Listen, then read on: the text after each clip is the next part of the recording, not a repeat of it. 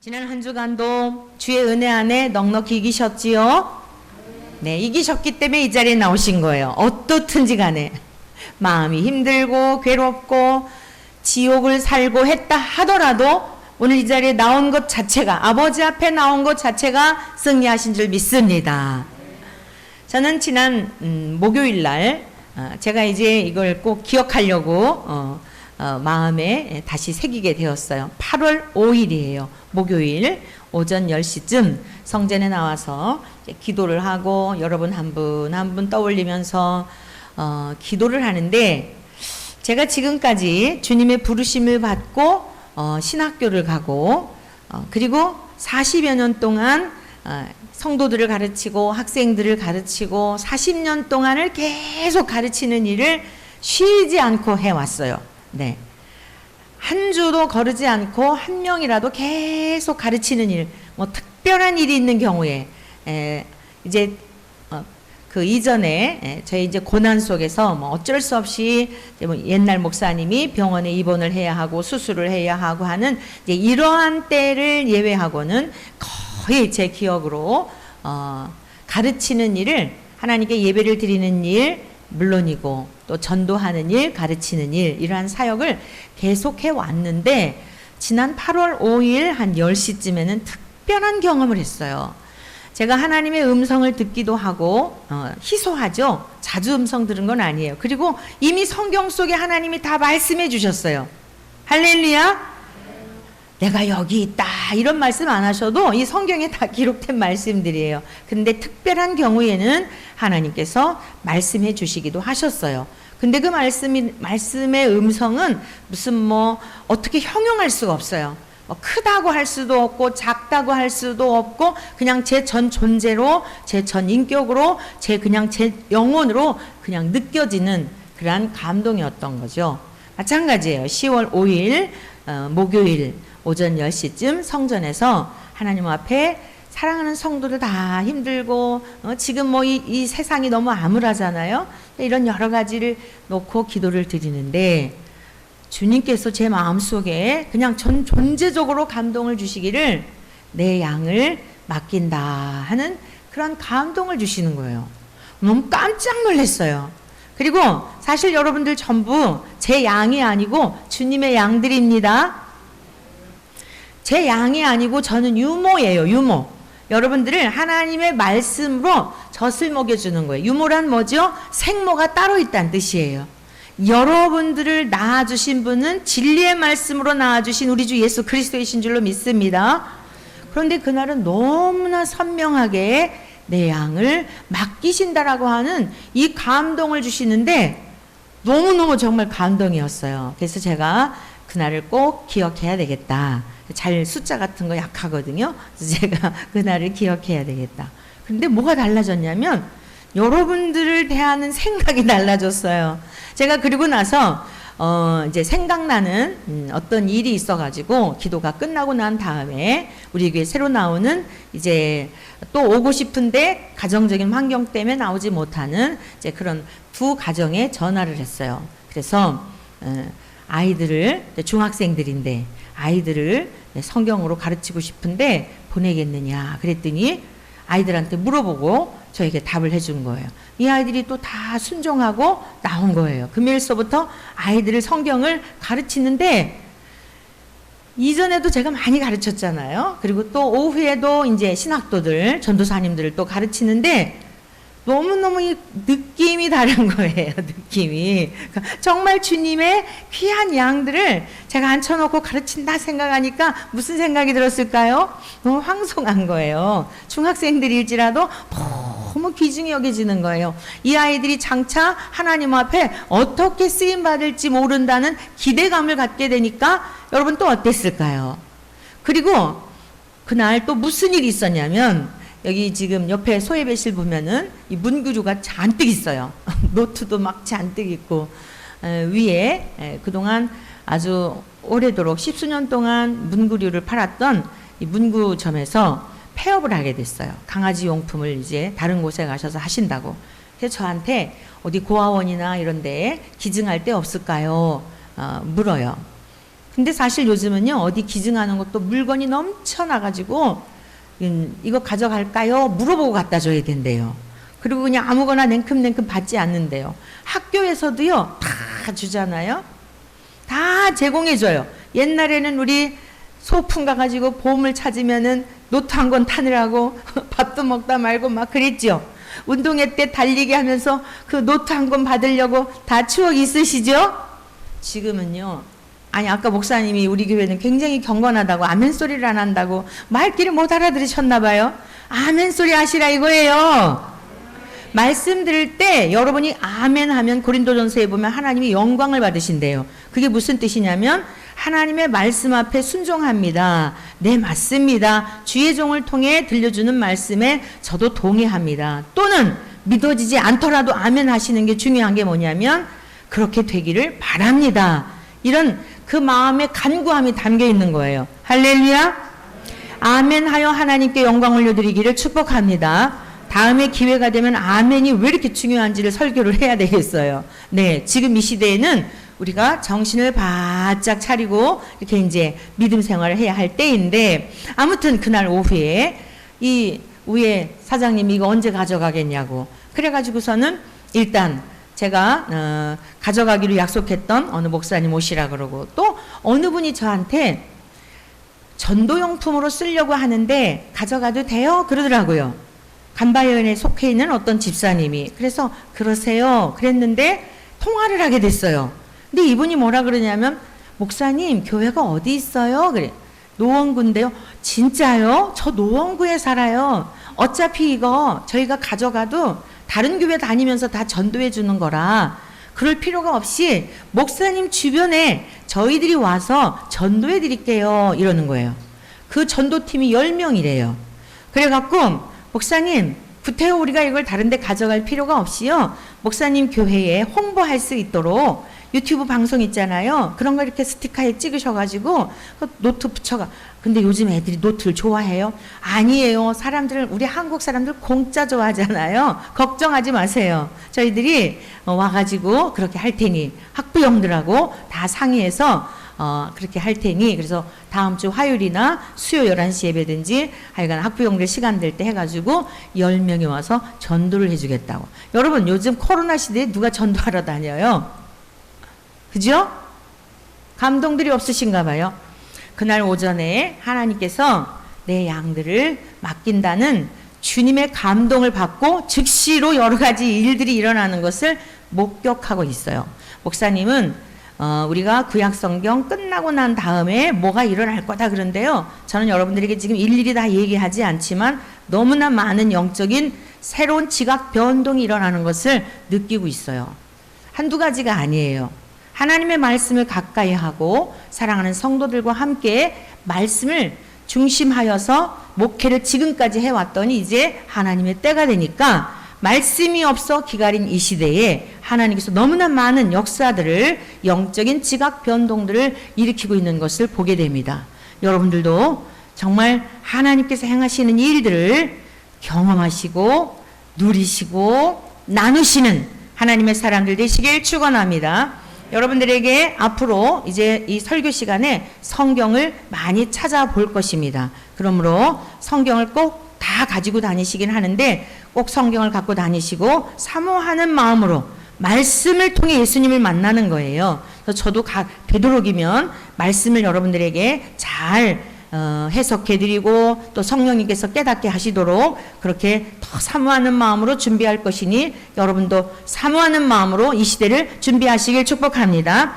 자, 오늘 우리가 함께 합독하였던 요한복음의 말씀을 같이 가보시겠습니다.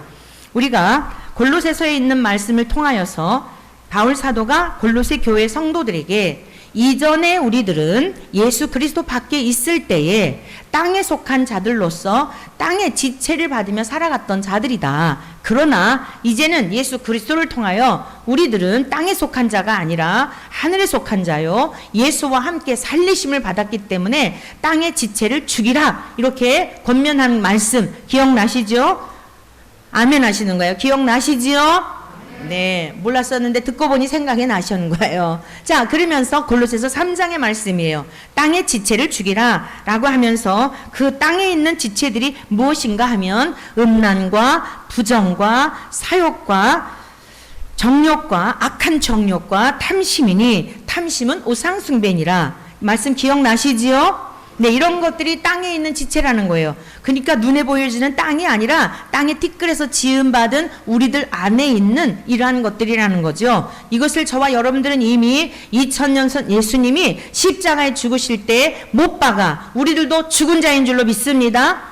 근데 문제는 뭐냐면 이게 불쑥불쑥 살아나기 때문이에요. 불쑥불쑥 살아나기 때문에 그걸 이기지 못하면 영적 전쟁터에서 아주 그냥 패잔병처럼 이게 또 지는 거예요. 영적 싸움이라는 게 뭐냐? 첫째는 악한 원수 마귀가 주는 생각과의 그 싸움이에요. 근데 그것을 구체적으로 어떻게 싸우는 거예요? 내 안에 일고 있는 땅의 지체들, 음란, 부정한 것, 사욕, 탐심 이란 여러 가지들과의 치열한 싸움을 해야 된다 말씀이에요. 그 싸움에서 지니까 세상이 지금 이렇게 아주 아수라장, 쓰레기장과 같은 속에 있는 것들을 사람들이 다 토해내니까 눈에 보여지는 지금 우리가 버린 쓰레기 폐기물들만이 아니라 이 세상이 이렇게 쓰레기장이 된 거예요. 그러면 이것을 정화시키는 건 어떻게 해요? 성령의 불로 태워버리면 주여 이 세상이 새롭게 될 줄로 믿습니다.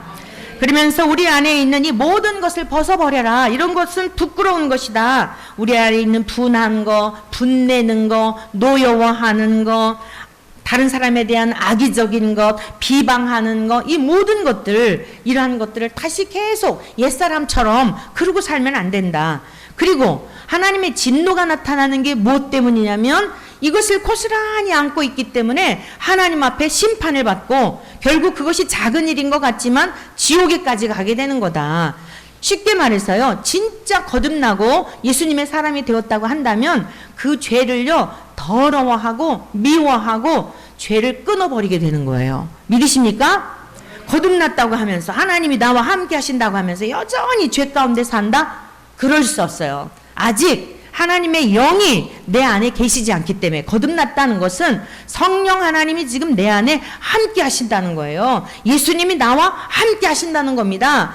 하나님께서 나와 함께 하신다는 거예요. 믿으십니까? 성령님은 하나님의 영, 그리스도의 영 같은 분이에요. 그분이 내 안에 계시는데 어떻게 더러운 짓을 하면서 뻔뻔하게 그러고 살아가요. 잘못을 했을지라도 죄를 지었을지라도 빨리 빠져나오게 돼 있어요. 왜 그러냐? 내 안에 계신 성령님이 괴롭히시기 때문에. 그래서 못 견디는 거예요. 우리는 마음의 평안을 원하잖아요. 기쁨을 원하잖아요. 근데 마음의 평안도 없고 기쁨도 없으니까 괴로워서 내가 왜 이렇게 불편하지? 가만히 생각해 보니까 성령님은 죄에 대해 생각나게 하시는 분이에요. 믿으십니까? 성령님이 오시게 되면 죄에 대하여 생각나게 하시기 때문에 우리 안에서 막 괴롭혀가지고 그 죄를 멀리하게 되는 거예요. 그 다음에 또 생각나게 하시는 게 뭐냐면 아우 이렇게 나 같은 죄인을 우리 하나님께서 사랑하셔서 예수님을 보내주시어 죄가 뭔지도 모르기 전에 나를 위해 십자가에 죽게 하셨구나.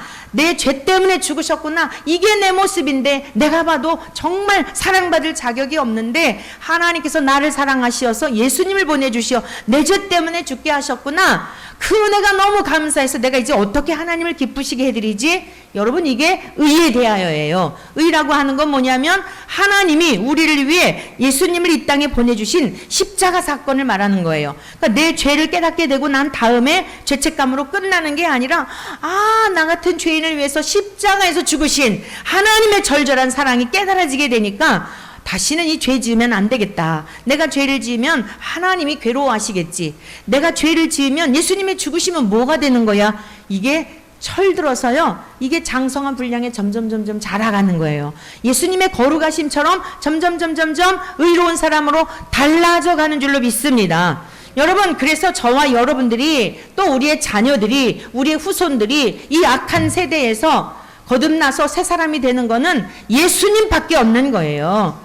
십자가의 복음밖에 없는 겁니다. 여러분 지난 주간에도 무슨 일이 있었는지 신문이나 뉴스에서 보셨죠? 고등학생 6명이요 30대 애기 아빠를요 때려서 죽였어요. 예?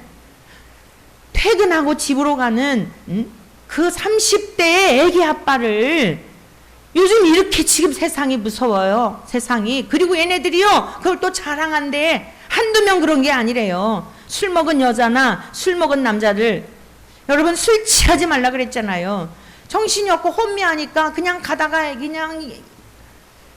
사랑하는 성도 여러분, 그랬다 할지라도 어떻게 젊은 애들이 어떻게 삼촌 같은 그런 사람을 때려서 죽일 수가 있을까요? 얼마나 지금 세상이 악한지 몰라요. 어제 우리 큰딸하고 잠깐 얘기했는데 엄마들이 애들을요 뭐라고 말을 못한대요. 집집마다 자식들이 다 우상이 되어갖고 조금만 건드리면 그냥 애들이 무슨 짓 할지 모르니까 벌벌벌벌 떠는 거예요. 여러분, 이게 지금 정말 우리 대한민국이 큰일 났어요. 대한민국이 아니에요. 세계적으로 그래요. 그러니 주님이 어떻게 하시겠어요? 오실 수밖에 없고, 오시는 건 뭐지요? 심판의 날인 거예요. 그래서 이제는 정말 저와 여러분들이 우리의 자녀들에게 뭐 자꾸 돈으로 뭐 하고 학원에 가서 공부해서 좋은 대학 가라고 하는 거, 그것도 다 허탄한 일들이에요. 좋은 대학 가가지고 사람 되는 게 아닙니다. 하나님의 말씀과 교양과 훈계로서 아이들을 바르게 양육하지 않으면 여러분의 가정도 소망이 없고, 유명했다가 추락해버리면 여러분 완전히 집안이 폐가망신하는 거 하루아침에. 오늘 저와 여러분들이 하나님을 경외하고, 부모된 저와 여러분들이 하나님을 경외하고 자녀들에게 하나님의 말씀을 심어주어서 하나님을 두려워하는 아이들이 되면, 하나님을 경외하는 아이들이 되면, 성령님과 동행하면 나쁜 짓을 했다가도 스스로, 자기 스스로가 아니라 하나님에 의하여 빼내어 주셔서, 견인해 주셔서 저 영원한 하나님의 나라에까지 능히 이르도록 도와주실 줄로 믿습니다. 그래서 우리가 지금 지난주에 이어 오늘 들어야 할 말씀이 뭐냐면, 가장 가볍게 여기는 게 뭐냐면 거짓말이란 말이에요. 습관적으로 하기도 하고 임기응변으로 피해가기 위해서 습관적으로 하는 이런 거짓말들이 있는데, 사실은 윤리나 도덕적인 측면에서의 거짓말보다도 훨씬 깊은 의미가 있어요. 그래서 여러분들에게 그것을 지금 말씀드리려고 하는 것입니다. 주님께서 말씀하신 것을 근거로 하여 거짓말이라고 하는 것을 우리가 일상에서도 이제는 금하도록 노력을 해야, 여러분, 중요한 생명에 관한 것에 있어서도 빠져들지 않는 거예요.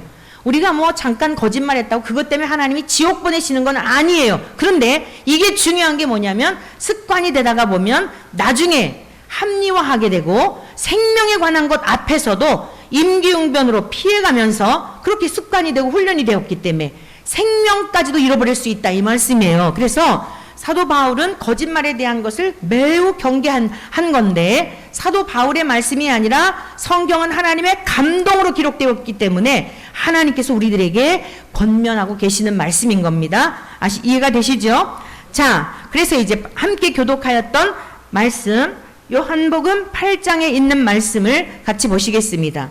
이 말씀은요, 예수님께서 음행 중에 잡혀온 여자가 예수님의 은혜로 말미암아 용서를 받아요.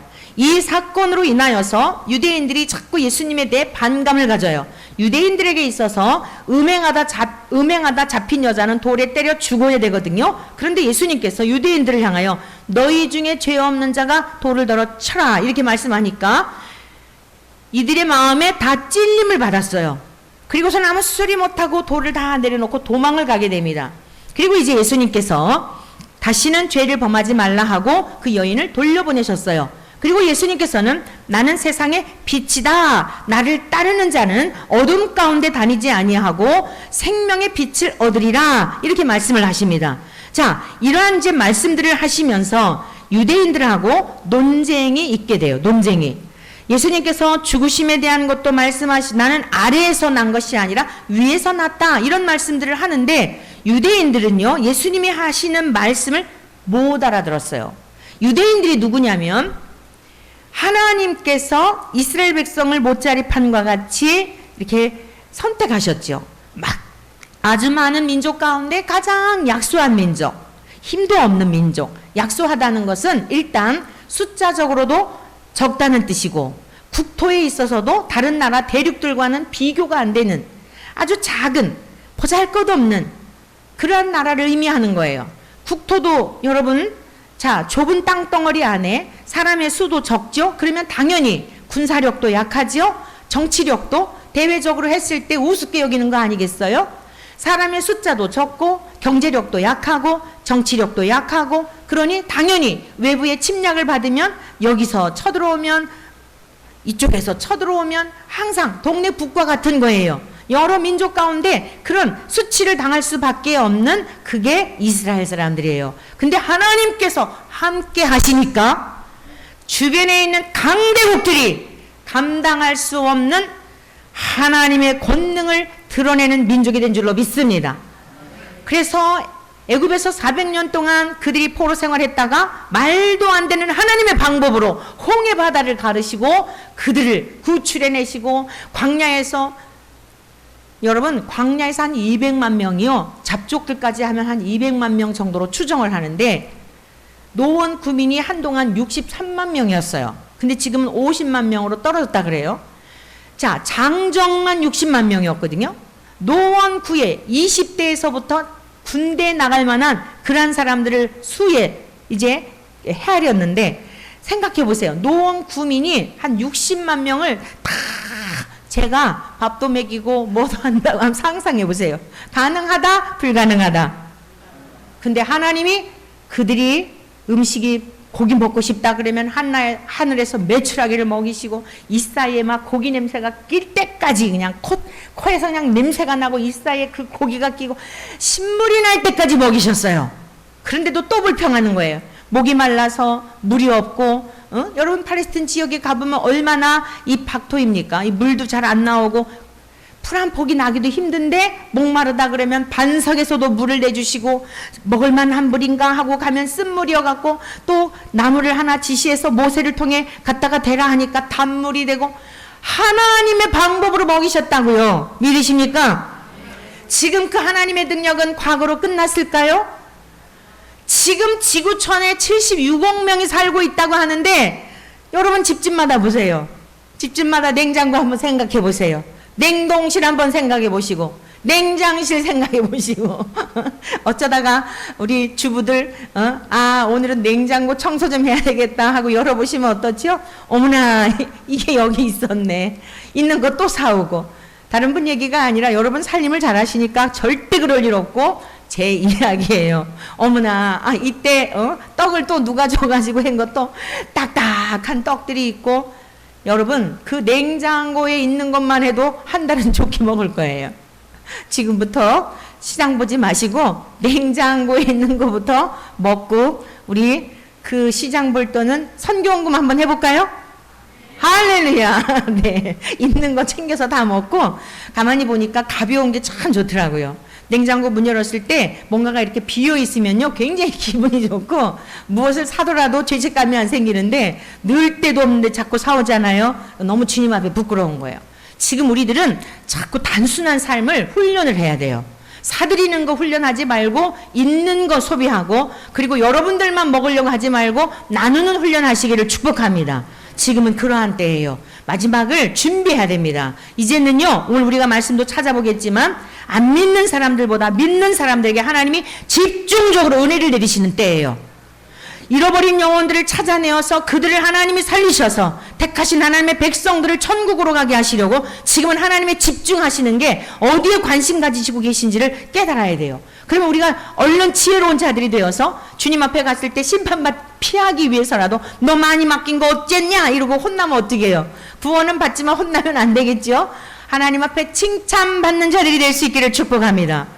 그래서 예수님께서 하늘에서 오셨다고 하는데도 말귀를 못 알아들으니까 계속 예수님이 하시는 말씀마다 트집을 잡고 예수님이 하는 말씀이 아멘이 아니라 예수님이 하시는 말씀을 거스름으로 말미암아 하나님을 대적하게 된 거예요. 그 본격적인 논쟁이 지금 오늘 이 8장에 나와 있는데 42절 예수께서 이르시되 하나님이 너희 아버지였으면 너희가 나를 사랑하였으리라.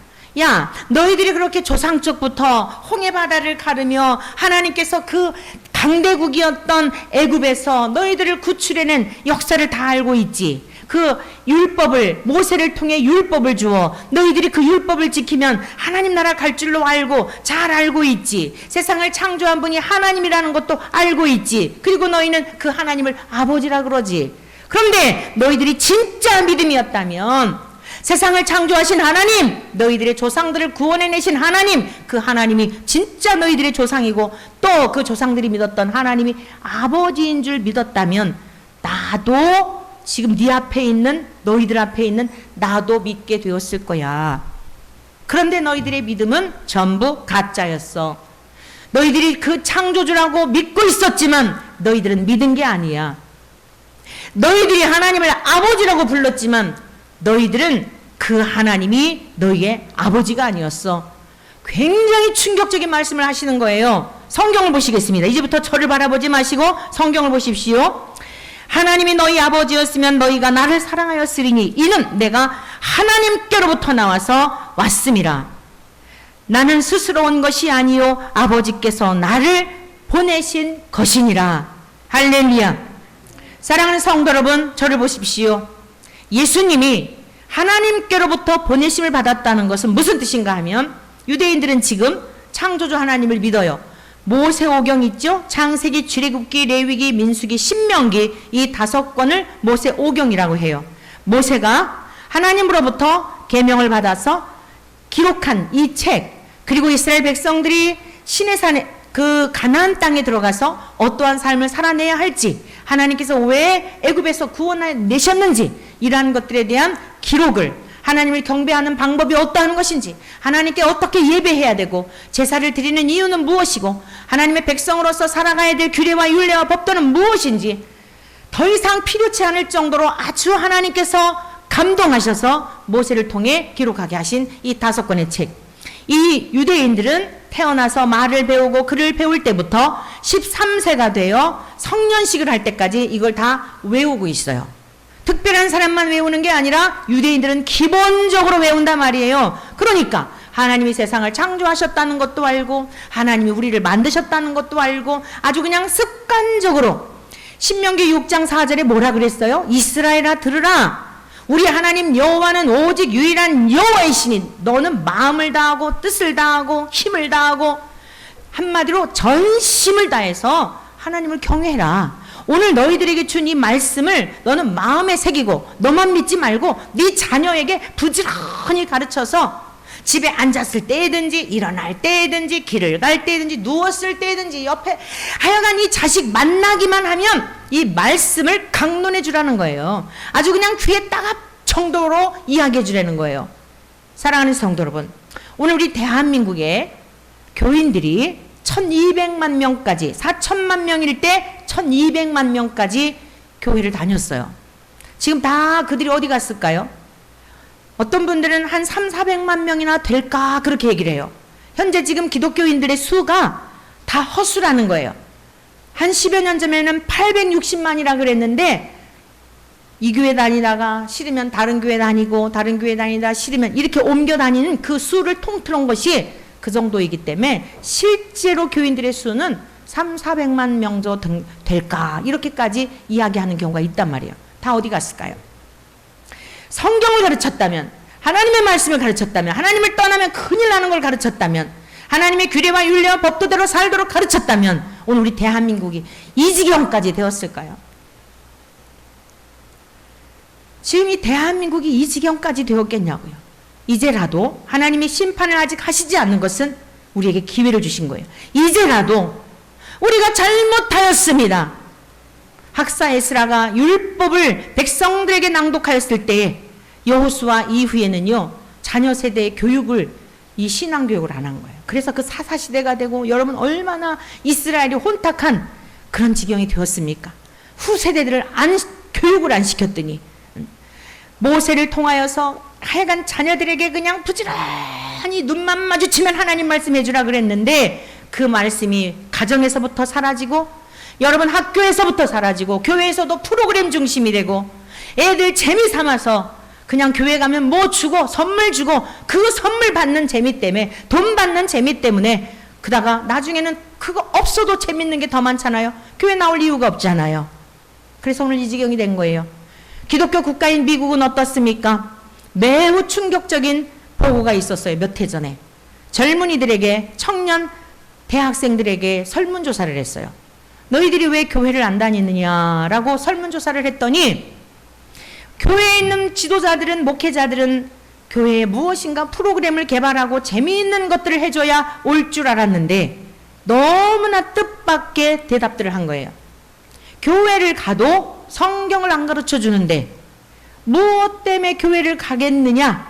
교회보다 재밌는 일들이 세상에 더 많이 있는데 아무리 교회에서 청년들을, 어린이들을, 청소년들을 교회에 모으려고 프로그램을 개발할지라도 여러분 세상 못 따라갑니다. 교회는 프로그램으로 애들을 재밌게 하려고, 혼을 즐겁게 하려고 세운 곳이 아니에요. 여러분 병원에 가는 이유가 뭐예요? 김밥집에 가는 이유가 뭐예요? 김밥을 먹으러 김밥집에 가는 거고, 병든 자가 병원에 가는 것은 고침받기 위해 가는 거예요. 교회라고 하는 것은 교회의 주인이신 예수님을 만나서 생명을 얻고 죽어도 다시 죽지 아니하는 영생과 부활에 이르게 하려고 교회에 나온다는 것을 여러분 믿으십니까? 교회에 나오는 분명한 이유를 아십시오. 우리 교회는 재미 하나도 없습니다. 잘못했다고 야단만 친다고 어떤 분이 그러는데 야단 친다 하더라도 고침을 받을 수 있다면 여러분 사는 길인 줄로 믿습니다. 교회는 하나님을 경외하는 법을 가르쳐 주는 것이요, 인생이 어디로부터 왔다 어디로 가는 것이며, 우리 인생길에 왜 이렇게 세상이 쓰레기장과 같이 이런 일들이 일어나는지를 가르쳐 주는 것이며, 어떻게 이런 문제들을 해결할 수 있는지, 사람이 죽은 다음에는 어떻게 되는지, 이러한 가장 기본적인 것을 가르쳐 주어서 저 영원한 아버지 품으로 우리의 목자가 되시는 그 예수님께로 인도해 드리기 위하여 교회를 세운 거예요. 우리 교회는 하나도 재미없어요. 오직 하나님의 말씀으로, 오직 생명의 양식으로 여러분들을 먹이어서 주님의 양들을 잘 인도하여 주님께로 제 생명 다할 때까지, 제게 이제 앞으로 목회 몇 년 남지도 않았어요. 이제 몇 년 안 한 자릿수밖에 안 남았어요. 은퇴한단 말이에요. 맡겨주신 날 동안에 말씀을 잘 양육하고, 또 다른 후임이 여러분들을 잘 양육하고, 여러분의 가정에 돌아가서 여러분들은 자녀들을 양육하여 우리 주님 오심을 준비하는 이러한 은혜를 입게 되기를 간절히 축복합니다. 예수님은 세상의 여러 성자들 중에 한 분이 아니에요. 하늘로부터 오셨단 말이에요. 아버지께로부터 오셨단 말이에요. 이게 무슨 뜻이냐? 하나님이 죄가 전혀 없는 것처럼 예수님도 죄가 전혀 없다 이 뜻이에요. 예수님이 이 세상을 창조하실 때부터 계셨다고 말씀하고 있어요. 태초에 말씀이 계시니라. 이 말씀이 하나님과 함께 계셨으니 이 말씀은 곧 하나님이시니라. 그래 놓고서는 뭐라 그러셨어요? 그가 태초에 하나님과 함께 계셨고 만물이 그로 말미암아 지은 바 되었으니 그가 없이는 된 것이 없느니라. 자, 여기까지 보면은 하나님에 대한 이야기인가? 이렇게 이해할 수 있죠? 그런데 쭉 예수님을 이 요한복음을 기록한 그 사도 요한, 예수님을 목격하였던 목격자, 그가 말하기를 말씀이 육신이 되어 우리 가운데 거하심에 우리가 그의 영광을 보니 아버지의 영광이요 아버지의 독생자의 영광이요 은혜와 진리가 충만하더라.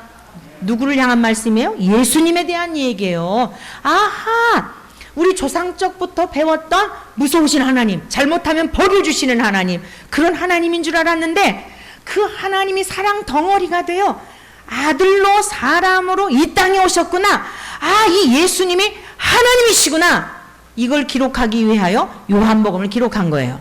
그런데 그 성경을 잘 안다고 하는 유대인들은 이걸 몰랐단 말입니다. 그래서 예수님은 답답한 마음을 가지고 내가 하늘로부터 와서 너희들이 진짜 아버지를 알았다면 나를 사랑했을 거야. 나도 믿었을 거야. 그런데 지금 너희들은 하나님도 아버지도 믿지도 못하고 알지도 못하기 때문에 나를 죽이려는 거야. 이렇게 말씀하시는 거예요. 같이 보시겠어요? 자, 43절입니다. 시작.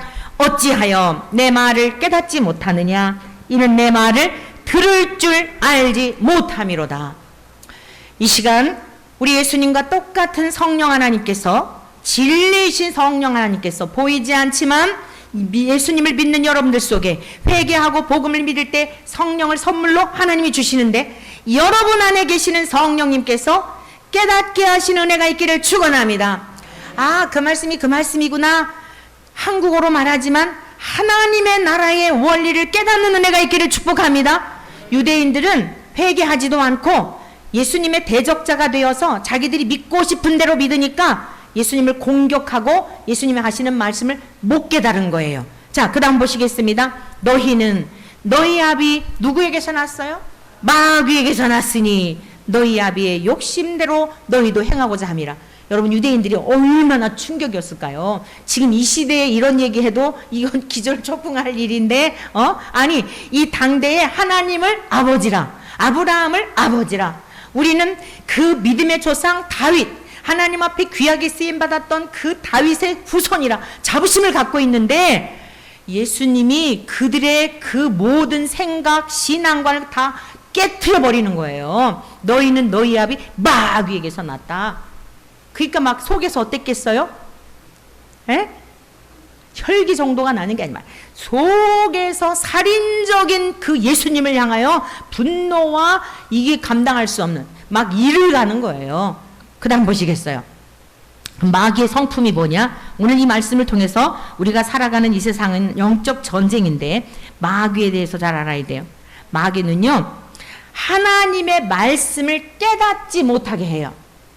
자, 우리 모든 인간은 이 상태로 태어난 거예요. 원래 아버지 어머니를 통해서 태어난 모든 인간은요, 그래서 교회를 수십 년 다녀도 거듭나지 않으면, 하나님의 영이 우리 안에 계시지 않으면, 심지어 목회자일지라도 신학과정을 다 과정을 겪고 안수를 받고 수십 년 동안 목회를 했을지라도요, 거듭나지 못하고 얼마든지 목회할 수 있어요.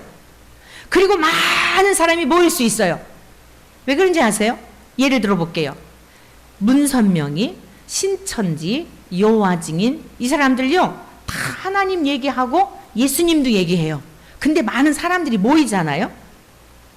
다니엘 김 목사님이 설교하는 걸 듣는데 매우 공감이 되더라고요. 뭐라고 얘기를 하냐면, 거듭나지 않은 상태의 목회를 해도 예수님의 이름의 자체에 능력이 있기 때문에 얼마까지는 사람들이 많이 모인다는 거예요. 많이 공감이 되더라고요. 대표적인 예가 뭐예요? 신천지. 여러분, 여호와 증인, 통일교 보세요. 하나님 얘기하고 예수님 얘기하니까 몰려드는 거예요. 우리를 뭐 이상한데 보내겠어 하고 몰려드는 거예요. 영적으로 깨어있지 않으면, 죽었던 영이 살아나지 않으면 그냥 하나님 얘기하니까, 하나님 세상 창조하신 분이고, 예수님, 우리를 위해 십자가에 죽으셨대. 그 예수님이라고 얘기하는데 딴소리 하겠어? 이러고 다 몰려드는 거예요. 정말 지금 이 시대 무서운 이단들이 뭐냐면요, 감리교 간판 달아놓고 장로교 간판 달아놓고 그 안에서 엉뚱한 소리를 하는 이런 목회자들, 이게 보통 심각한 게 아니에요. 제가 지금 감리교 안에서 계속 뭐 글도 쓰고 막 광화문에 가서 집회도 하고 공격도 받고 한 게 뭔지 알아요? 지금도 계속 공격하는 거예요. 그 이유가 뭔지 아세요? 성경대로 가르치는 게 아니라 성경을 다 해체해버려요. 문자적으로 이렇게 하는 거는, 이거는 아주 무식한 방법이라는 거예요. 그리고 여기서도 조금 저기서도 조금 박사의 이름으로, 교수의 이름으로 다 미혹당하는 거예요. 너 무식해서 그러지. 저도 나름대로 그냥 공부하느라고 했는데 결국 성경 밖에는 믿을 게 없더라고요. 하나님의 말씀 밖에는 진리가 없더라고요. 내가 얼마큼 공부했나를 이제 말하는 것도 부끄럽더라고요. 오직 성경에 대해서만 능통한 자가 되어야 되겠다. 하나님의 말씀에 대해서만, 여러분 정말 제가 공부한 시간을 보니까 한 30년 이상을 공부했더라고요. 이거저거 하여간 그냥 뭔가 배우고 싶어서 학위 있는 것 말고 다른 것 그냥 이것저것 세미나 다니면서 얼마나 많이 다녔겠어요. 여러분, 결국 뭘 깨달았는지 알아요? 참 무식하구나. 배울수록 깨닫게 하시는 게 뭔지 알아요? 무식하다는 거예요. 하나님을 아는 지혜와 지식에서 진짜 무식하구나. 하나님의 말씀 밖에는 사람 되게 하는 것이 없구나라고 하는 것을 깨닫게 된 거예요. 정말 세상적으로 가방끈이 짧아서 그 얘기하는 게 아니라 다 다녀보니 당신들만큼 배울 만큼 배워봤으나 그거 다 티끌에 불과한 거더라. 성경만이 나의 영혼을 소성케 하고 임상적으로 다른 사람들도 살아나고 젊은이들도 변화가 되고 어린이들도 변화가 되고 말씀이 사람들을 새롭게 한다는 것을 여러분 제가 깨달았기 때문에 그 비과학적인 게 아니라 초과학적인 겁니다. 비윤리적인 게 아니라 초윤리적인 겁니다. 누가 뭐라고 하지 않아도, 누가 보지 않아도 죄에서 얼른 빠져나와서 하나님의 거룩하심과 같이 거룩한 삶을 살아내려는 게 무슨 학교 선생님, 윤리 선생님이 가르쳐서 그러겠어요? 우리 안에 계시는 성령님이 우리를 이토록 인도하여 주시는 줄로 믿습니다. 그런데 육신의 부모님의 슬하에 태어난 사람들은 이게 하나님의 신이 우리 가운데 계시지 않기 때문에 못 깨닫는 거예요. 유대인들처럼 성경에 대해서 능통한 자가 어디 있어요. 그런데 못 깨닫는단 말이에요. 그것을 예수님께서는 너희는 마귀의 아비, 너희의 아비는 마귀다, 마귀에게서 났다, 이렇게 말씀하고 있는 거예요. 그러니까 사랑하는 성도 여러분, 잘 분별하세요. 여러분의 가족들 보면 지금 말씀을 통해서 첫째는 내가 하나님의 말씀을 깨닫고 있는가, 이것을 보셔야 되고, 부분적으로 깨닫기는 깨닫는데 다 못 깨닫는다 하더라도 또 너무 낙심하지 마시고, 주여 성령으로 충만하게 도와주셔서 부분적으로 깨닫는 게 아니라 하나님의 말씀을 온전히 깨달을 수 있도록 사로잡아 주시옵소서. 성령의 충만을 위해 기도하시기를 바랍니다. 또 한 부류의 그룹이 있을 수 있어요. 전혀 못 깨달으면 하나님, 제가 왜 이렇게 딱딱한가요? 저를 불쌍히 여겨주셔서 회개하게 도와주세요. 내가 왜 죄인인지, 성령님이 아직 오시지 않았기 때문에 하나님의 말씀이 도무지 예배 시간이 지루하고 말씀이 깨달아지지 않고, 하나님 이게 무슨 소리인지, 딴 사람은 아멘 하는데 목사님이 하라고 하니까 억지로 하긴 하는데 제 마음에 전혀 와닿지 않아요. 이런 분이 있다면 다른 기도 하시지 말고 성령님을 받을 수 있도록 성령님은 회개한 자에게 오세요. 하나님, 내가 왜 이러한 상태에 있는지, 그 마음을 성경에서는 딱딱한 심령이라고 말씀하고 있어요.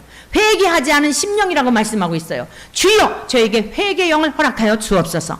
성령님이 오시게 되면 회개하게 돼요. 그러면요, 어느 순간 하나님은 좋으신 분이기 때문에 여러분들의 기도를 외면하지 않으시고 회개할 수 있는 회개의 영을 통하여 하나님의 영이 여러분 안에 임하심으로 말미암아 귀가 열려지고 눈이 뜨게 되고 입술이 열려지게 되고 볼 것을 보게 되고 들을 것을 듣게 되는 줄로 믿습니다. 그러니까 내가 경험하니까 입이 열려져서 말하게 되는 거예요.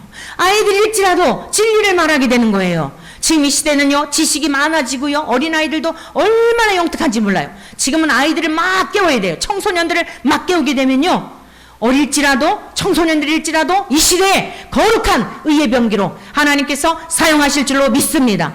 자, 그래서 빨리 마귀에게 속한 자 모두 다예요. 모두 다, 인류는. 그런데 우리 예수님께로 돌아와서 예수님을 믿으면 마귀에게 속한 자가 아니라 누구에게 속했어요? 하나님께 속한 자요. 하나님의 자녀요. 예수님의 구원받은 백성이라는 사실입니다. 여러분 이 사실을 믿습니까?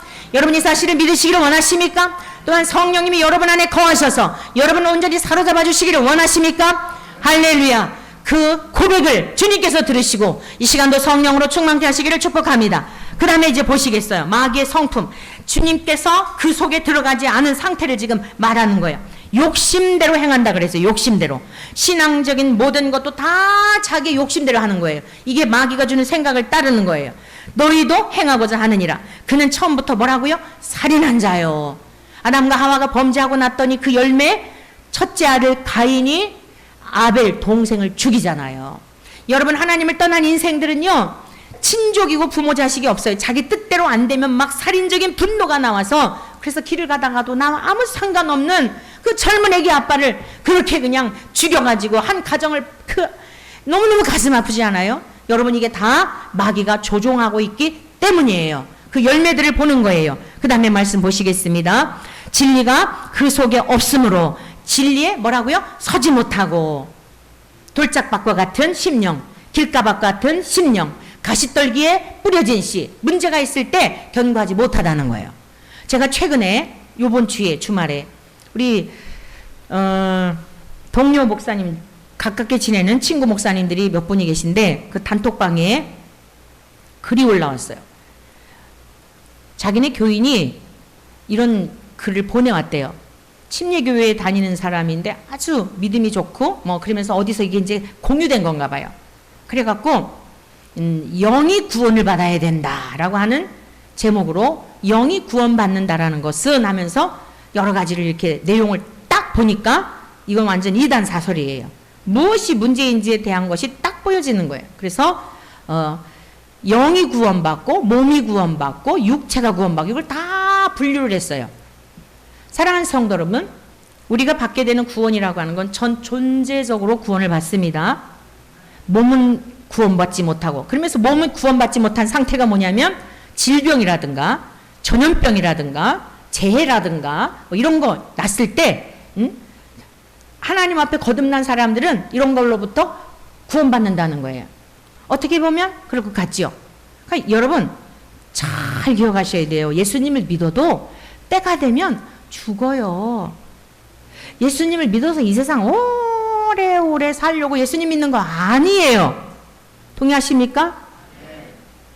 예수님의 33세에 죽으시면 어떻게 된 거죠?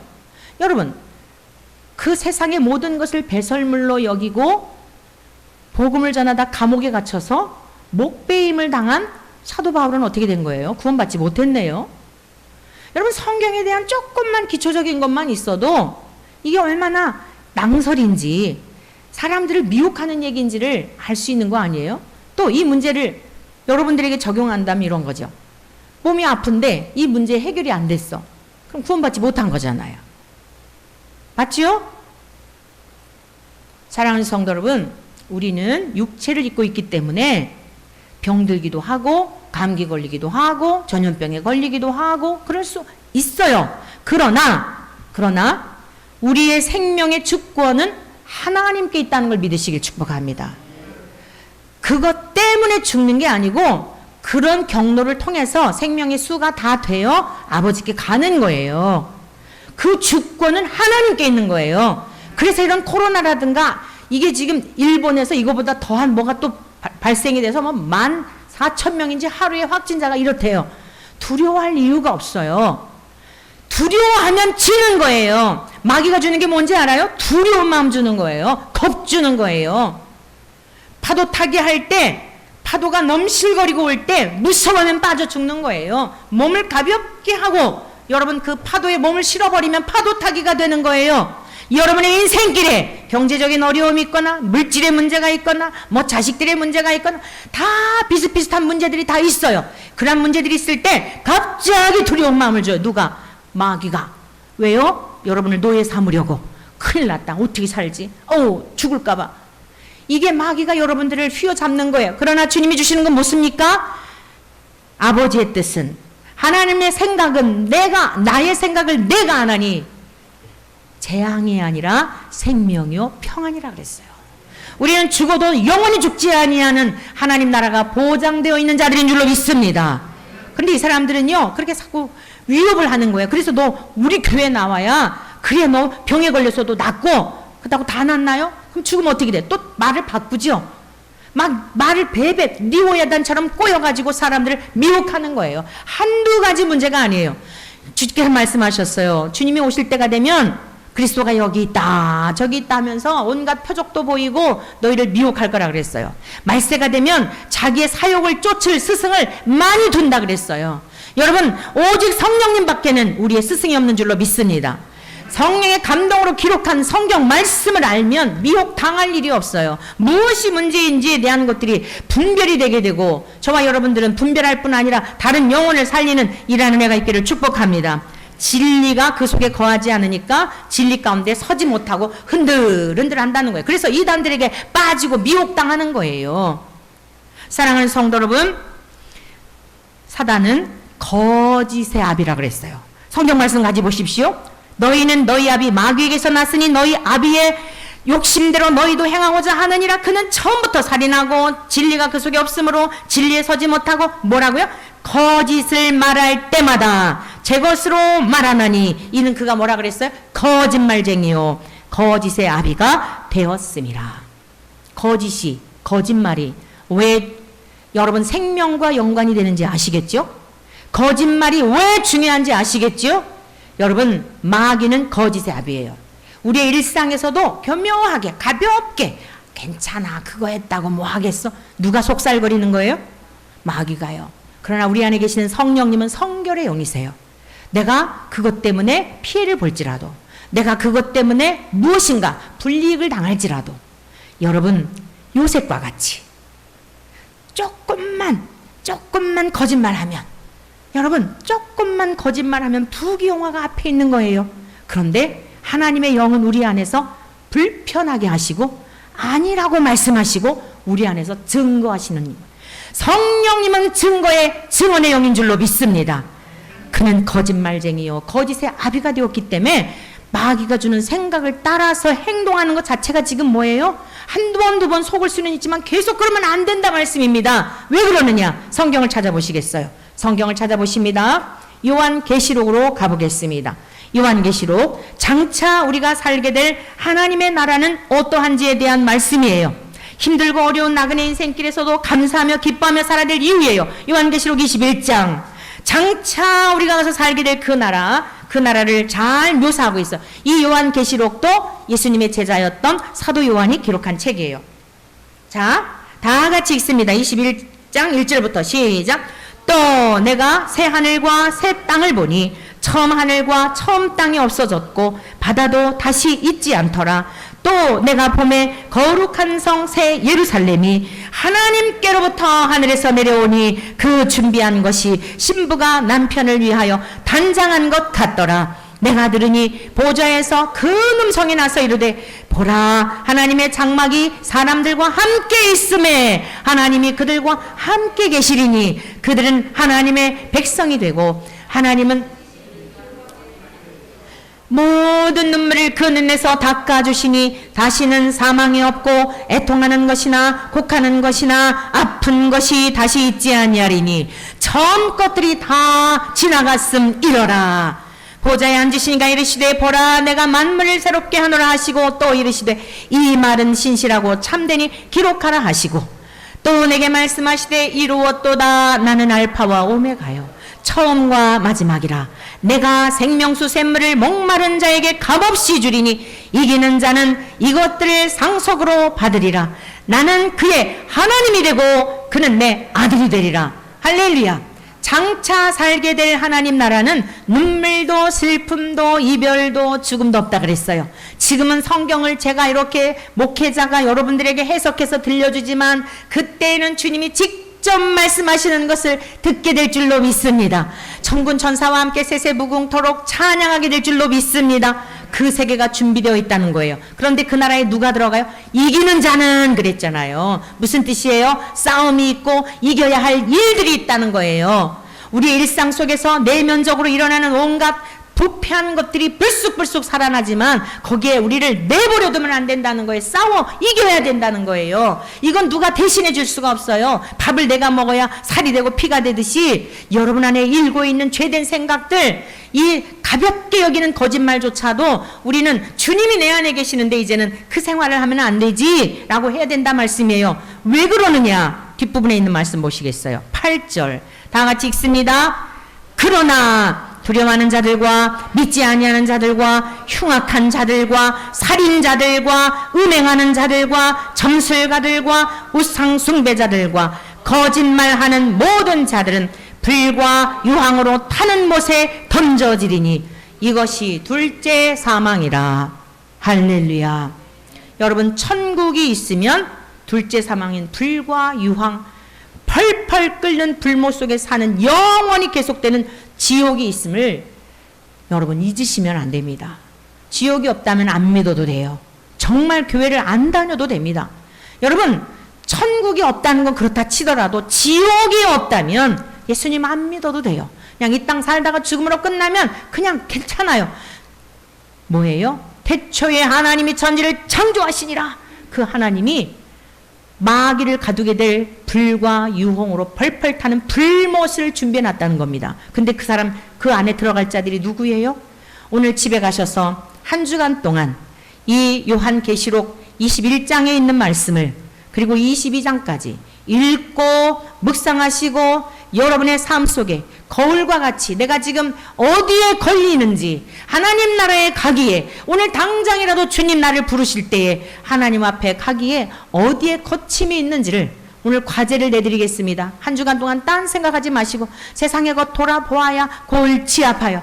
이제 저와 여러분들은 열심히 주님 앞으로 달려갈 준비를 하여야 하는 그러한 때를 맞이하였는데 이 말씀을 요한계시록 21장 20장부터 읽으시면 더 좋아요. 20장, 21장, 22장을 읽고 묵상하고 마음에 걸림이 되는 것 있으면 기록해 놓으시고 하나님 앞에 기도의 제목을 삼으시고 위로의 말씀이 있으면 그 위로의 말씀을 붙들고 확증을 삼으시고 거칠고 마음에 거침이 되고 괴롭고 뭔가 막 두려운 마음이 들면 하나님 앞에 간절한 마음으로 회개를 하심으로 말미암아 하나님의 나라를 오늘의 삶의 자리에서도 사시고 하나님의 나라에 넉넉히 이르게 되는 우리 모두 되시기를 주의 이름으로 간절히 축원합니다.